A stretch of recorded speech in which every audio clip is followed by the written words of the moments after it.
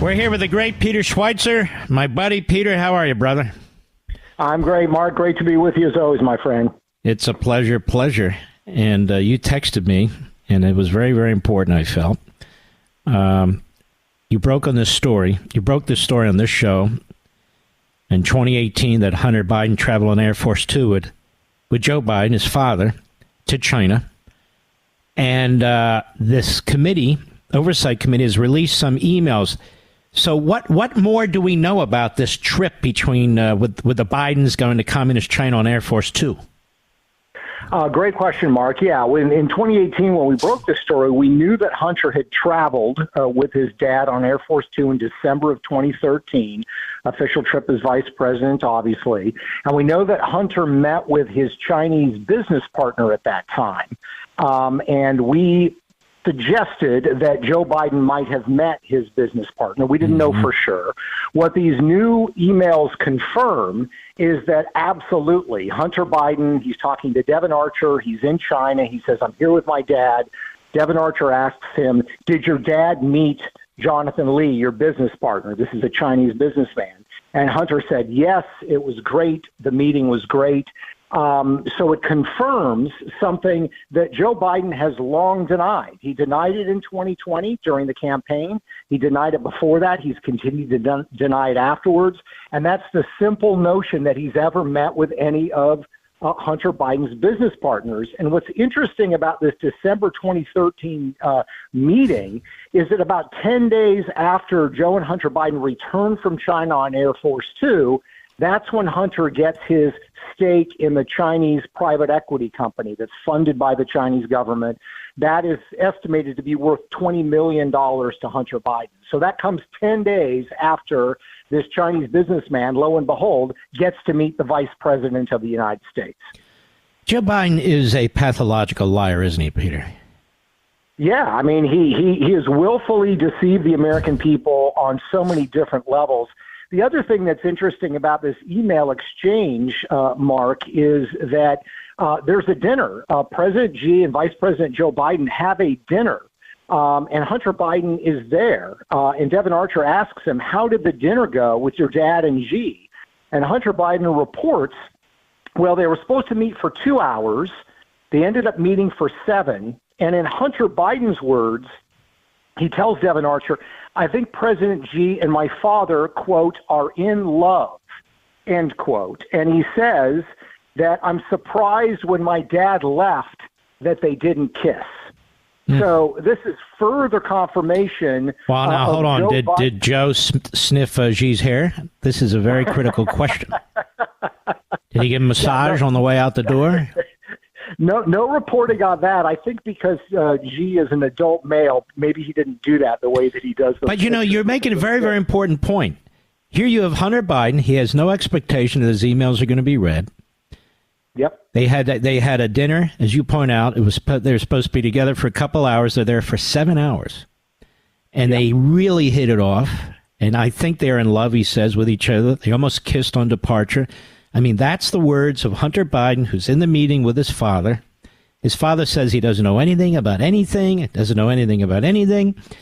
And he just keeps lying to the American people. His brother is doing business in Qatar. His brother's doing business with a massive hospital organization. All of this is linked again to the government and using Joe Biden's name. Everybody's getting rich. And Joe Biden doesn't know anything that's going on around him. He's getting phone calls. Dad, would you say hi to Zhang Ji here? Oh, okay. Playing golf with them, meeting with them. He doesn't know anything. It's such garbage. And the media do not give a damn, do they? Yeah, no, you're right. And here's the thing, Mark. You would think the media would have enough self-respect to where he's lied to them. He has stared at the news media and said, I've never met his business partners. I have no involvement in those deals. He lied to them to their face. This is just further confirmation of that. And I'm willing to bet serious money that he's probably not going to be asked about this by anybody in the news media. Not that they're necessarily going to have a chance, given that he's not meeting with the press, but there's a sort of a lack of curiosity. But the other thing, Mark, I think it shows is corruption has consequences. people get kind of cynical and, okay, Joe Biden made money, Hunter made money, whatever. The fact is, in 2013, when Hunter Biden is relaying that his father and Xi are, quote unquote, in love, and I'm surprised they didn't kiss with each other, already at that time, President Xi has threatened Taiwan. He's already expanded the Chinese military to challenge the United States. He's already making the moves on those islands in the Pacific. The point is, he's already shown his aggressive face. He's already shown his posture towards the West, which is sort of this defiance and this anger. And yet here is Joe Biden just cooing with Xi. And that's the consequence of corruption, because Hunter wanted deals in China. His father wanted to have deals in China. We now know that when money flowed to the family, Joe Biden himself got at least several $100,000 out of that deal. So corruption matters because it has changed our approach to China and the threat that China represents to the United States. It really is shocking. And it really does tell you a republic cannot survive long without a serious, professional, relatively objective media. It just cannot, because this is a story that should be headline on every newspaper, headline in any report today, and it's, oh, ho-hum, we're so sick of all this stuff. No. Instead, we got to talk about Donald Trump again, and with Xi, and not Xi, with Un and Putin. In other words, they have to concoct these phony stories instead of actually reporting something. Yeah. I mean, look at the whole Stormy Daniels thing, and you've done a great job of dissecting the legal challenges. So, what is the implication of what they're saying there? How does that affect the country? How does that affect how Donald Trump would govern? It doesn't. But look at the corruption involving Joe Biden. It directly influences his approach to China to our detriment. We're here with our friend Peter Schweizer. Peter, when you consider that Antony Blinken is conflicted with Soros and Iran, special pleader for Iran, his family has very significant ties to Soros. Soros, in my view, is trying to destroy the United States and the state of Israel, among other things, and spends a lot of money funding these radical leftists, Marxists, Islamists. Then you look at Joe Biden.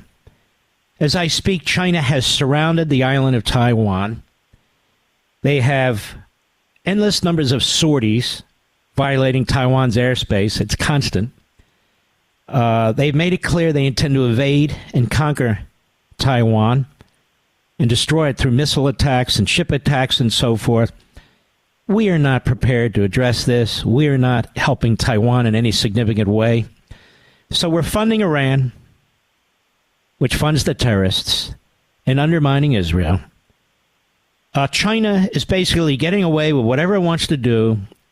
Their navy is bigger than ours. Their merchant ship force is far, far bigger than ours, and it's going to be almost impossible to get to Taiwan what Taiwan needs when that invasion occurs. Do you think this is in part due to the fact that these two people are so terribly conflicted?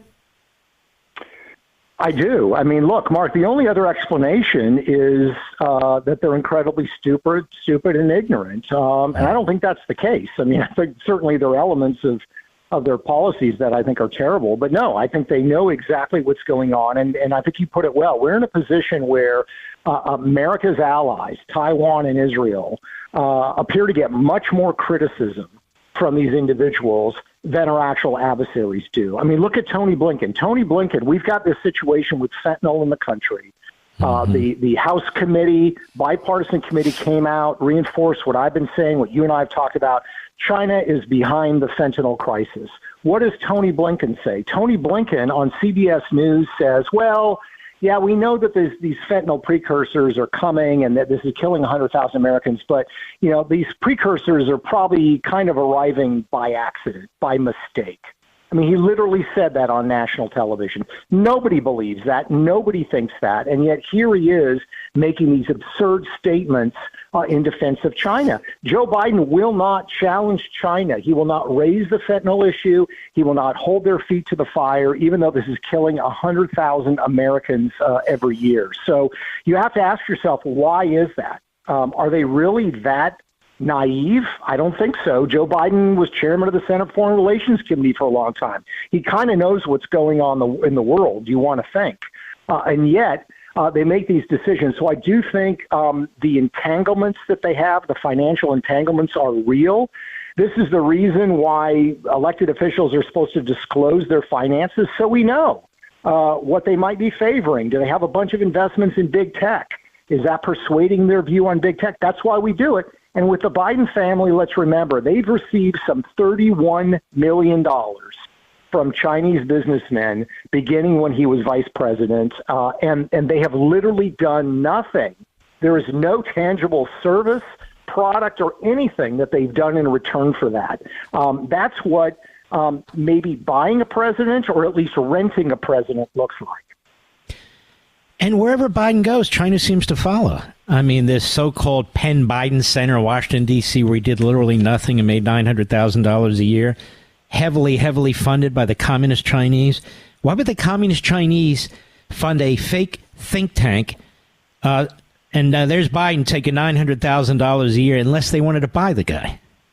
Yeah, exactly. And the Chinese call this elite capture. That's their term for it, not mine. And this is a custom case, a clear case of elite capture. And Mark, when they talk in their literature about elite capture, this notion, what they're looking for, in their words, is big help with a little bad mouth. In other words, they understand Joe Biden may have to say something about human rights in China occasionally. He may have to say something about the Uyghurs. They don't care. They know that politicians have to do that to be viable. What they want help in is the big stuff, and that is unfettered access to our technology, to our capital markets, i.e. Wall Street, and they want unfettered access to our markets. And that's what Joe Biden has given them. He's curtailed a lot of the things that Donald Trump was doing to stand up to China, making things difficult for China, and that's why China absolutely has a clear preference in this 2024 election, and that is that they want Joe Biden to be reelected. Isn't it funny how they try and constantly tie Trump to the world's genocidal maniacs, and yet it is Biden who has spent a lot of time getting along with him? I mean, he opposed Reagan when Reagan was taking on the Soviet Union and taking on Nicaragua and taking on Libya and all the rest of it.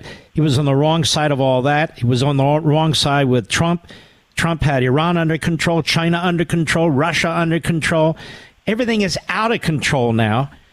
And your points are very, very important and profound because it's not just policy. There's things that have taken place under the radar, personally benefiting certain of these individuals.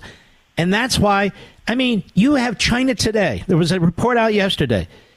They are ethnic cleansing the Tibetans. Yeah. Obviously, we know they're ethnic cleansing the Uyghurs. And he spends all his time with blood libels in Israel, claiming that they're destroying Gazan citizens. I mean, what the hell is that? Yeah. No, I mean, it's so ridiculous. NBC News had a story today, Mark, where they said, Putin probably wants Trump to win. Mm-hmm. All you have to do is look at the history. Vladimir Putin has invaded Ukraine twice. He did it in 2014, and then he did it in 2022 under Joe Biden. He invaded under Barack Obama. He didn't take any military action during the Trump administration. And then when Trump was out of office, he moves into Ukraine again. Mm-hmm. It's ridiculous to assert that there's a preference here for Donald Trump. The fact is things were much more orderly. There was a fear. And you've now got Chuck Schumer and the Democrats in Congress introducing this ridiculous bill, which is so manipulative, which says it's clearly targeted at Trump, saying American presidents should not be allowed to take foreign money. That means even if they're invested in multinational corporations in the stock, here's how manipulative that is, Mark. The bill does not include the son of the president or vice president getting tens of millions of dollars from China for doing absolutely nothing. So they are manipulative and they're playing these games. They're not serious about it. And the problem is this is perilous for our country. Our founders warned about this. They warned about our political leaders being bought off. They were worried most, of course, about Great Britain. They're worried about our leaders being bought off by foreign adversaries, and that's absolutely what China has been doing with this strategy of elite capture. And so is Qatar, right? Qatar has spent billions and billions of dollars to influence our colleges and universities for lobbyists who were former members of Congress of both parties. They've bought into different sports franchises. They put $5 million into the memorial that's being built for the Medal of Honor winners. I mean, they're spreading their money around. There's a tiny speck on the map. It is an inbred, imposed monarchy that happens to be on the most oil-rich, tiny piece of land on the face of the earth. And they've bought influence in our country while they're harboring the leaders of Hamas, while they're spending money on terrorism, and while they're undermining the United States. And Biden just extended for 10 years our military base there. It's the same thing. Yeah. His brother was doing business or trying to do business with top Qatari businessmen. I mean, this is all so sleazy, is it not? Yeah. Look, Biden family members were not going to Germany or Japan or Great Britain seeking legitimate business deals. They're going to Ukraine, Russia, China, and Qatar, which are all deeply corrupt countries. And here's the other thing, Mark. I mean, we see all the ridiculousness of college campus administrators, and they're failing to stand up to these protesters. They're required under the 1965 Education Act to report foreign donations. That's actually in the law. And yet they don't do that, or they hide them.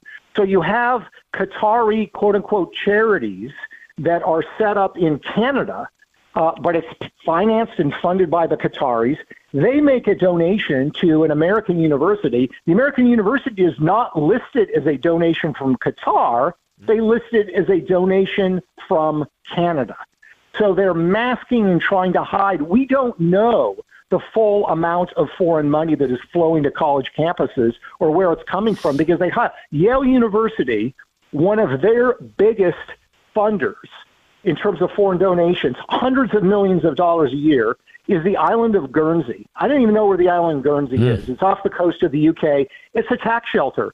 Chinese businessmen have set up charities in Guernsey, and they are donating to Yale, and Yale is claiming these donations are not Chinese, they're from Guernsey. So they're trying to hide it because they know how bad it looks.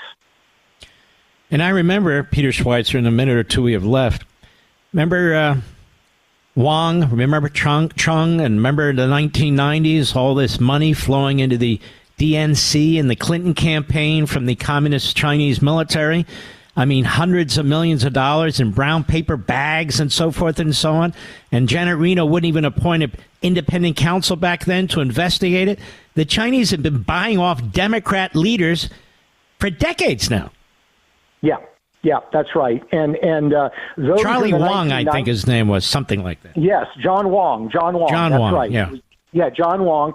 And those guys were corrupt. They were CCP members. They were involved in Chinese organized crime.